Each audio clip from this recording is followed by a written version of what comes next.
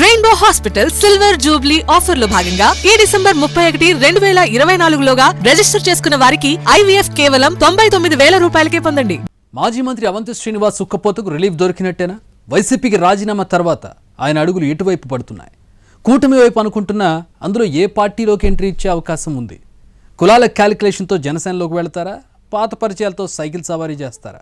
అసలు మాజీ మంత్రి రాజీనామాను వైసీపీ ఎందుకు లైట్ తీసుకుంది? రాజకీయ ఊహాగానాలకు తెరదించారు మాజీ మంత్రి అవంతి శ్రీనివాస్. వైసీపీతో 5 ఏళ్ల ప్రయాణానికి ముగింపు పలికారు.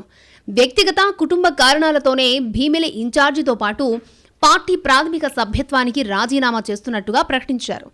వైసీపీలో తన వ్యక్తిగత గౌరవం కంటే అధినాయకత్వం నిర్ణయాలతో క్యాడర్ ఎక్కువగా ఇబ్బంది పడుతోంది అన్నది ఈ మాజీ మంత్రి కామెంట్.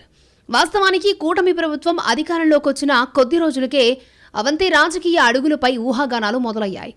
5 నెలల ఊగిసలాటకు తెరదించుతూ ఎట్టకేలకు నిర్ణయం ప్రకటించారు. ఇదంతా ఒక ఎత్తైతే ఇక్కడి నుంచే అసలు కథ మొదలవబోతోంది అంటున్నారు పరిశీలకులు. ముత్తంశెట్టి నెక్స్ట్ ఏంటన్నది రాజకీయ వర్గాల క్వశ్చన్.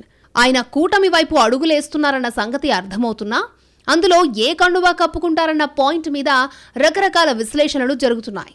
సామాజిక కోణం, ప్రజారాజ్యం బ్యాక్గ్రౌండ్లో జనసేనలోకి వెళ్లేందుకు అవంతి ఆసక్తిగా ఉన్నారు అన్నది ఒక ప్రచారం. దీన్ని కొట్టి పారేయలేకపోయినా గత అనుభవాలు అడ్డంకిగా మారవచ్చు అన్న అనుమానాలు ఉన్నాయి. ఎన్నికలకు ముందు జనసేన చీఫ్ పవన్ కళ్యాణ్ అవంతి మధ్య మాటల యుద్ధం నడిచిందే. బహిరంగంగానే తీవ్ర వ్యాఖ్యలు చేసుకున్నారు. దీంతో జనసేనలోకి ఎంట్రీ ఉంటుందా అన్నది క్వశ్చన్ మార్కుగానే ఉందట. సరే, రాజకీయాల్లో ఏది శాశ్వతం కాదు గనక ఒకవేళ అది సాధ్యమైనా కూటమి నేతలతో కలిసి భీమిలి నియోజకవర్గంలో పనిచేయడం ఆయనకు ఇబ్బందికరం కావచ్చు అంటున్నారు. అక్కడ సిట్టింగ్ ఎమ్మెల్యేగా గంటా శ్రీనివాస్ రాజకీయ ఎత్తుగడలు డిఫరెంట్గా ఉంటాయి.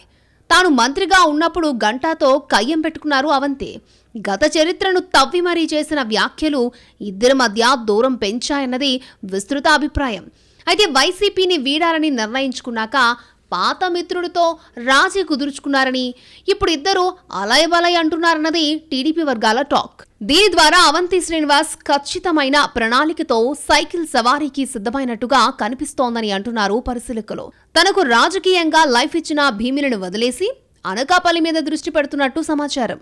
ప్రస్తుతం అనకాపల్లి ఎంపీ సీటు బీజేపీ చేతుల్లో ఉంది. వాస్తవానికి బీజేపీకి అనకాపల్లి కంటే విశాఖ సీటు మీదే గురెక్కువ. ఇక్కడ ఆ పార్టీకి కలిసొచ్చే సమీకరణలు చాలానే ఉన్నాయి. ఈ క్రమంలో వచ్చే ఎన్నికల నాటికి ప్రాధాన్యతలు మారొచ్చన్న వాదన ఉంది.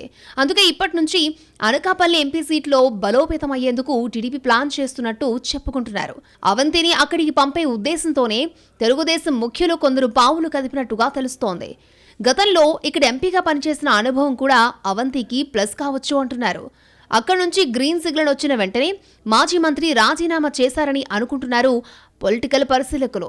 వైసీపీకి రాజీనామా చేస్తూ ఆయన అన్న మాటలపై కూడా చర్చ జరుగుతోంది.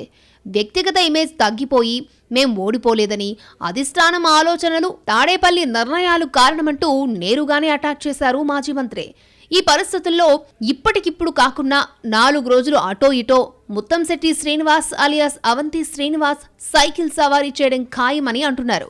పైగా తెలుగుదేశం పార్టీకి ఆయన కొత్తేమీ కాదు. 2014 ఎన్నికలకు ముందు టీడీపీలో చేరి అనకాపల్లి ఎంపీగా గెలిచారు. త్వరలోనే కొడుకు పెళ్లి, విద్యాసంస్థల బాధ్యతలు పూర్తి చేసుకుని తిరిగి యాక్టివ్ పాలిటిక్స్ లోకి వస్తారని చెబుతున్నారు ఆయన సన్నిహితులు. రాజీనామా, టీడీపీలోకి రీఎంట్రీ చర్చలతో అవంతి మరొకసారి talk of the Vizag politics అవగా ఇది ఊహించిన పరిణామమేనని అంటున్నారు వైసీపీ నేతలు.